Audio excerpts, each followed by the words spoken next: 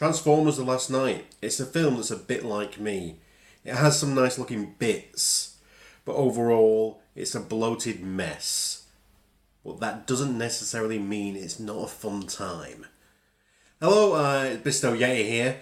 Something a bit different. I have promised it. I'm doing a review-ish slash rundown of Transformers The Last Night. Now,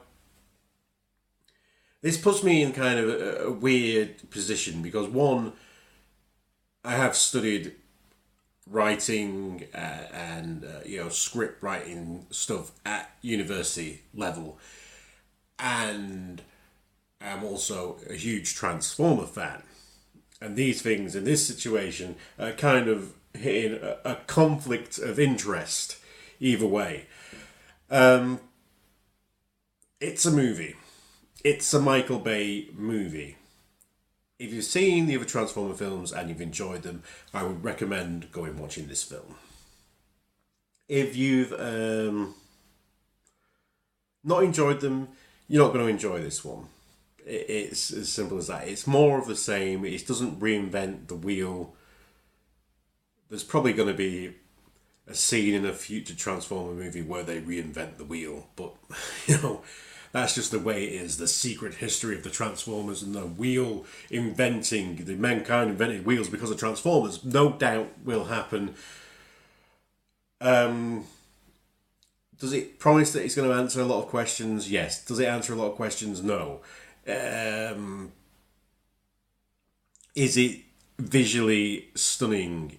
Yes. IMAX 3D, oh my god, it just gets inside your brain. Whew, it's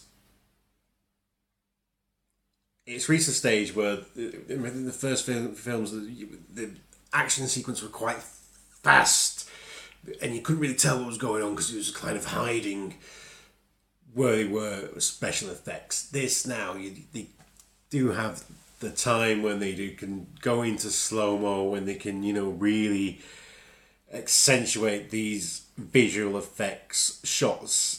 It is a roller coaster ride.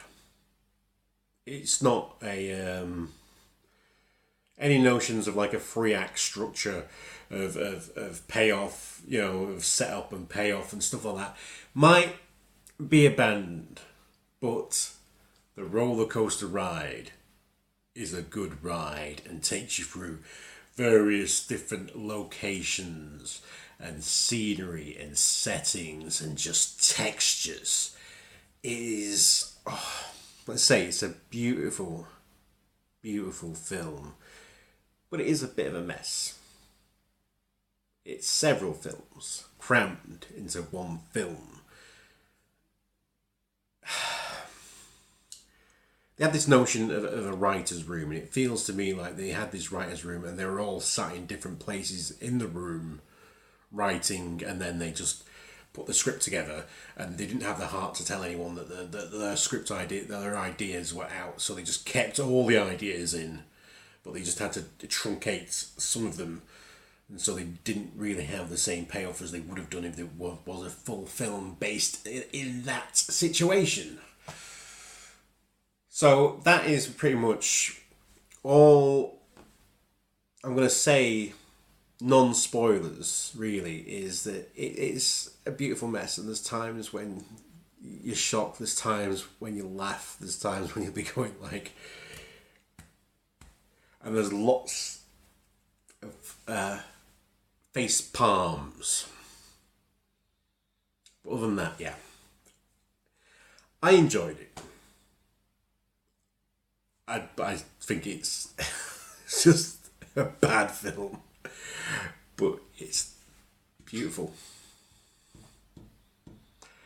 Spoilers. That's where we're going to go in. This is what we like. Spoilers. Now, rather than trying to review things, what I'm going to try and do is I'm going to try and tell you what happened in this movie. Okay, so we start off in medieval times. King Arthur and his Knights of the Round Table are fighting a Saxon horde. I think they're a Saxon horde. And it starts off with explosions. Of course it does. It's in medieval times. Of course there's explosions. They've got catapults that fire explosions, okay?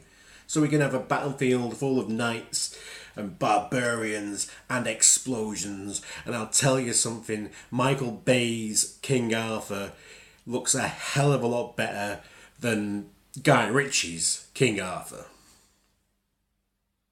And I'm not a Michael Bay particular fanboy, but I would watch the shit out of a Michael Bay King Arthur film. Just, yeah, I never thought I'd say that. I never would thought I'd say it, but I would watch the shit out of a Michael Bay King Arthur film, especially if it had Transformers in it, like Transforming Dragons. So we'll get to that. So there's King Arthur, they're fighting, they're outnumbered, they're gonna lose. It is the end of days. So Merlin has gone off to go and get help. Now, Merlin is Stanley Tucci in disguise. He's very good, makeup. I didn't really realise him, and he's acting like Ben Kingsley in the Mandarin in Iron Man 3.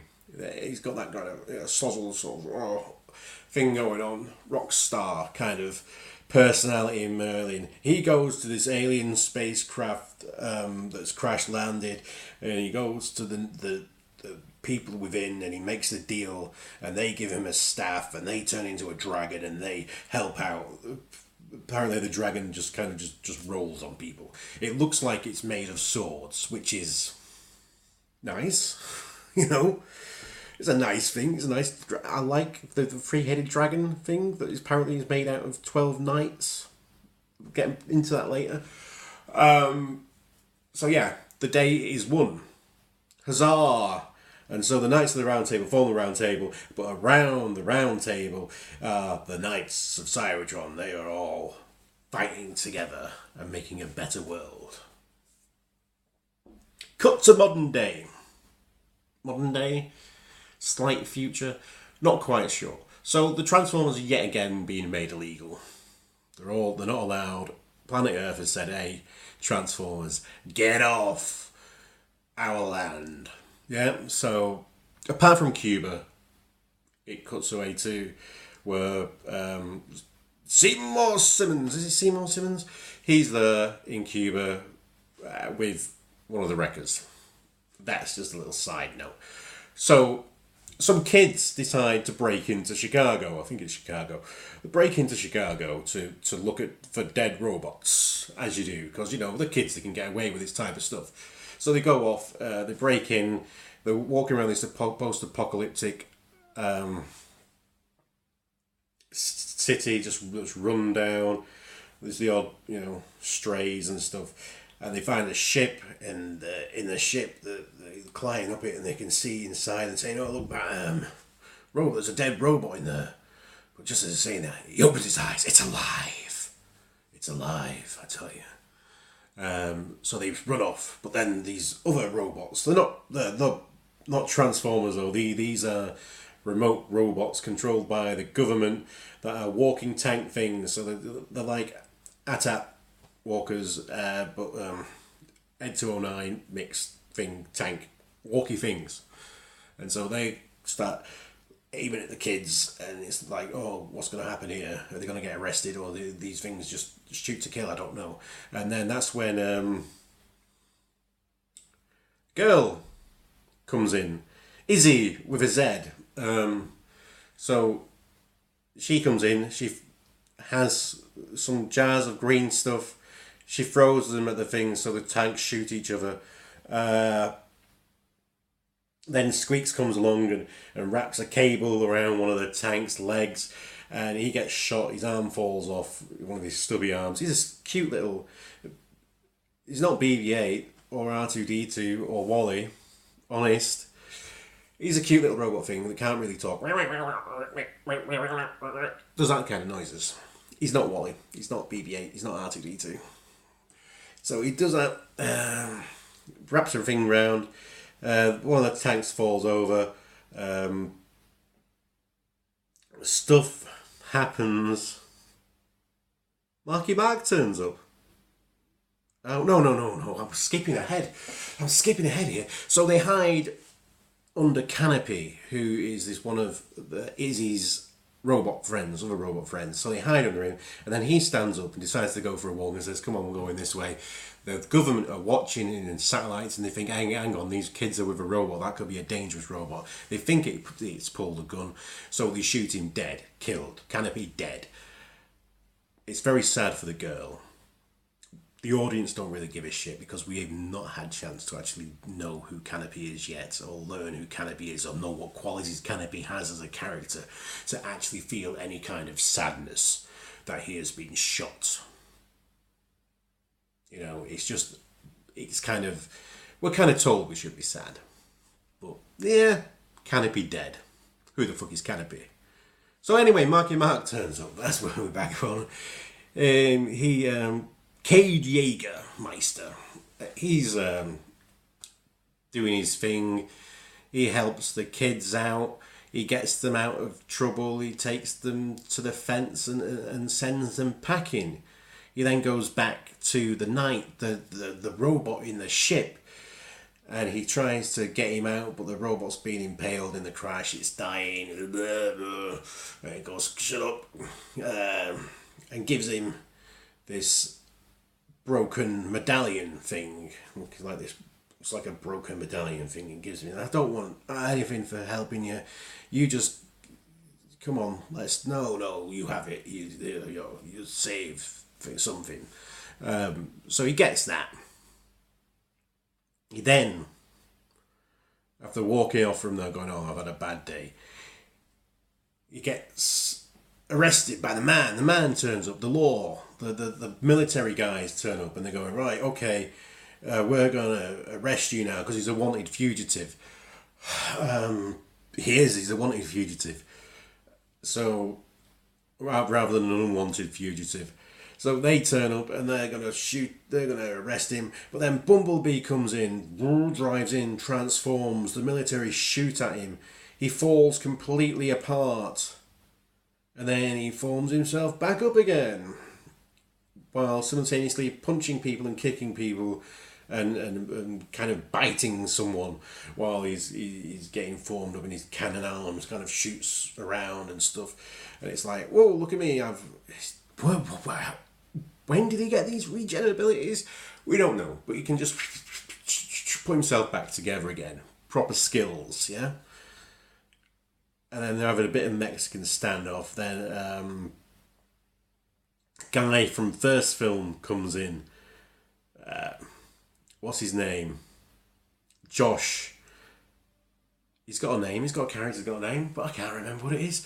They should have called him Hawk or some other G.I. Joe character name, and I think that would have been better. But anyway, that's digressing to how the first film could have been better. So he comes in, he goes like, "Okay, let's just let him go, and we can all walk off, and no one needs to get hurt." So they all go their separate ways. The military go back to doing the military things, and Cade Yeager goes back to his junkyard. So he goes back to his junkyard. Little does he know that he has Izzy and Squeaks have snuck on board their stowaways. So they go back to the junkyard. There's a junkyard it's on an Indian reservation or something. There's a guy on a bitey horse who he calls Chief, and he says, it sounds slightly racist when you say it. It's like the entire Marky Mark pointing out that his character's daughter's shorts were too short in the last film. It's kind of, yeah, it's still, misogynistic, even if you point out that it's misogynistic. So it's still slightly racist, even if you point out it's slightly racist. Okay, that's just how it is. Just explain, just by pointing it out doesn't make it more ironic or something. I don't know. Anyway, he doesn't matter. The guy on the horse doesn't matter. That essentially, he doesn't matter. So they come back to his junkyard, where the Autobots are hanging out. So there's Drift, he's had a colour change. Crosshairs, he's still a prick, as much of a prick as always. They've decided to give the Transformers more personality, and what they've actually done by doing that is they've just made them all dickheads. That's can we tell that this Transformer's got a personality? I don't know, let's make him a dickhead. So Drift is a bit of a dickhead. Crosshair's definite dickhead. Bumblebee can be a dickhead at times. Hound, Shooty McDickhead. You know, that's who they are. It sounds like I'm hating this film. I really enjoyed it. So, they're in the junkyard. There's baby Dinobots. Why is there baby Dinobots? Because Baby Groot was popular. That's why there's baby bloody Dinobots. And they are adorable.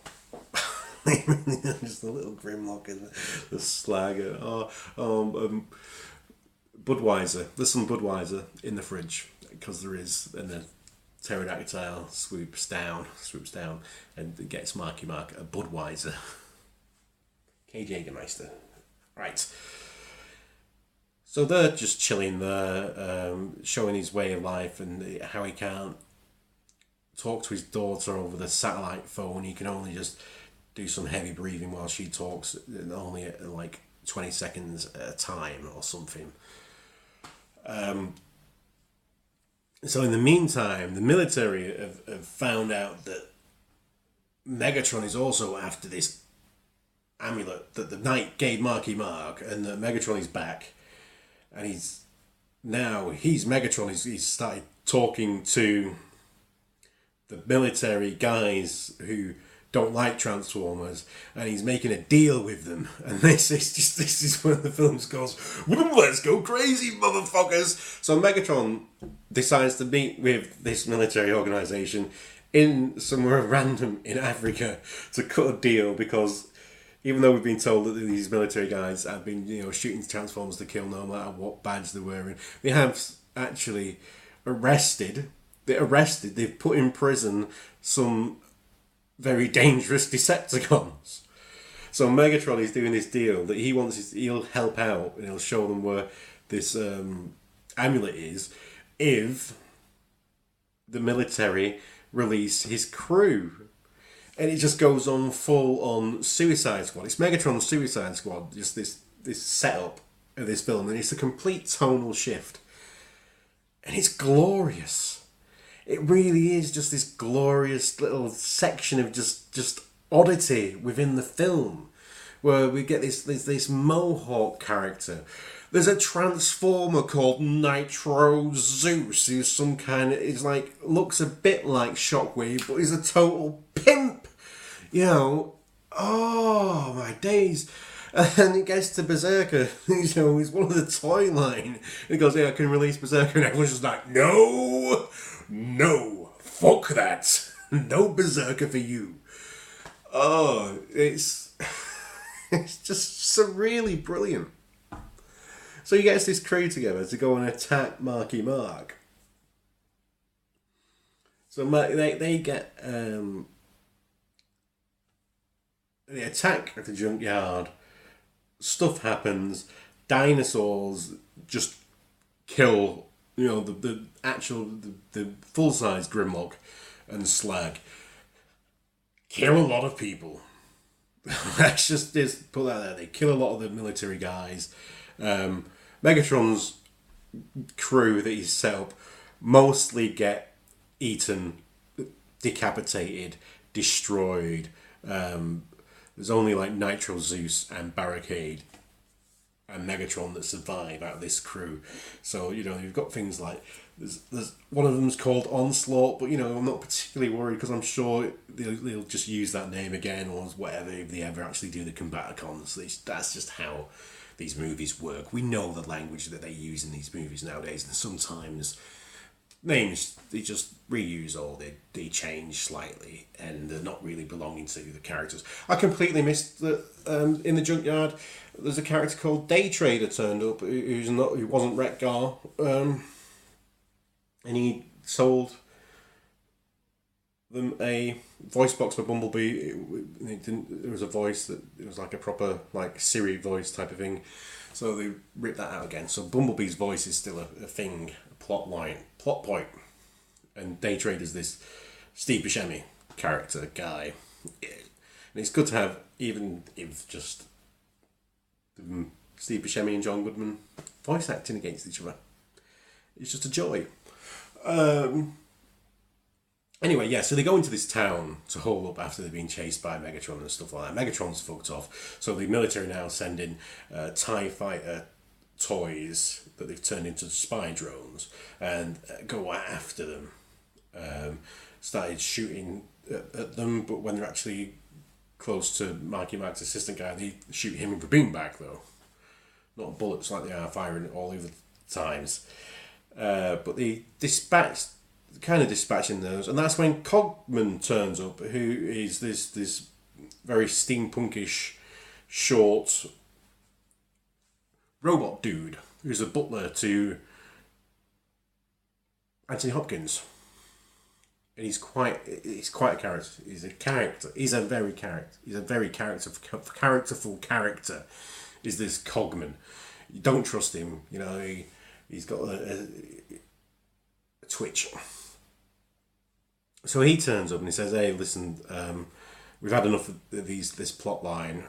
Come over to England." So after they've dispatched these TIE fighters, Mikey Mark says, "All right, me and Bumblebee are gonna dump this plot for a bit, and we're gonna piss off and find some other plot in England." So they go off over to England.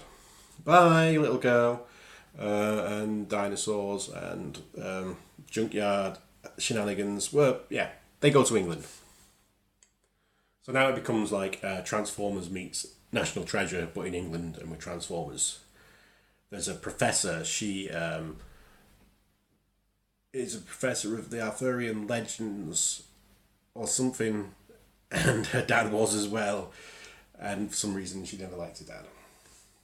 Now, we never really explain why, the full-on reasons why, other than they didn't like her playing in a study, that there was this animosity. But there was. So, I'm trying to get back, because that plot jump of going into England kind of derails the plot of it, so I'm just trying to thread it back into my mind where we kind of go back to now. So, they're in England. They arrive. It turns out this girl's car is Hot Rod, because he's French, and he kidnaps her to bring her to Anthony Hopkins at the same time that Marky Mark turns up with Bumblebee to Anthony Hopkins' castle. And so he tells them the tale of King Arthur, of the Knights of Cybertron, and explains that she is descended from Merlin, and because the amulet found Marky Mark, he is now the last knight, the one that is spoken about, and they're going to stop this ongoing apocalypse. Have I mentioned Optimus Prime is floating in space? He's floating in space. He lands on Cybertron, because that's how he's done. He's frozen. He unfreezes. He goes in through Cybertron. He's going, "Oh, what have you done to my planet? Oh." And the planet's dying, explains a female voice, and it's Quintessa, who is the prime of creation, she says she is. And she slaps Prime about, gives him a red mark on his face, and ties him up, and starts saying that you're going to do my bidding. His eyes go purple, and yeah, we'll leave that, put that to the side. That's been going on. And Cybertron is coming to Earth. It's on its way to Earth. There's going to be a party. So, they need to find Merlin's staff, essentially, with the help of the last knight, Marky Mark, and the last descendant of Merlin, who is part of the Wiccans, which Wiki is derived from. So they're saying that she's the last descendant on Earth, was the line. So whether Sheila Buff is no longer on planet Earth, or whether his character's dead, we're not quite sure. Just do it. Just do it. So, that happened. They go on a hunt for the treasure. They go to a house. There's some aunts and mothers and grandmothers, and it's quite awkward. It's very English because we all play polo, don't you know, and stuff like that. So they find a little clue to go to the museum that's a submarine, and they go on a submarine, and they said that they find out that the submarine's a transformer. If you tell me the submarine's a transformer, you better fucking show me that submarine transforming. Hadn't you, film? That's by the by. So they go into sea, and they're being chased by the military guys again, and they've got their own submarines.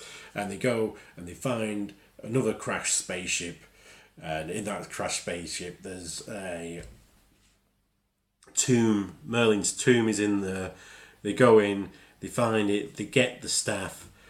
Some knights awaken. They're not happy with them taking the staff. They start fighting. Then Optimus Prime turns up, but he's not Optimus Prime because his eyes have gone purple, and he calls himself Nemesis Prime. So he goes, he steals the staff, he puts it in his tit.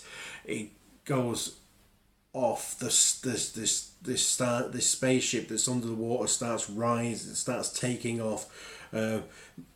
Bumblebee has to fight Optimus Prime. It's like Batman versus Superman. It's like Iron Man versus Captain America. It's Optimus Prime and Bumblebee, because, you know, that sounds like the odds even matched. Oh my god, can you imagine G1 Optimus Prime fighting G1 Bumblebee? That'd be the most ridiculous thing. Oh. Well, Bay vs Bumblebee is a bit overpowered. We've already seen his kick-ass regeneration abilities, haven't we? So they are having a fight on this rising ship. There's lots of water. There's lots of going to and fro. It looks fabulous. Bumblebee has this big bloody hammer thing, and he's hammering Prime, and Prime's got his sword. Prime obviously wins the fight, and he's about to follow through to end Bumblebee's life. When Bumblebee says, in his own voice, "Bloody hell, Prime, I'd die for you, bro," or something like that. He says, "I would have given my life for you, Prime, Optimus Prime." And that snaps him out of it. Like that. Just like that. Just like that. "Martha, why did you say that name? Why did you say it?" So he snaps out. And he's back to being the real Optimus Prime. And that's when the rest of the knights come out of the woodwork and start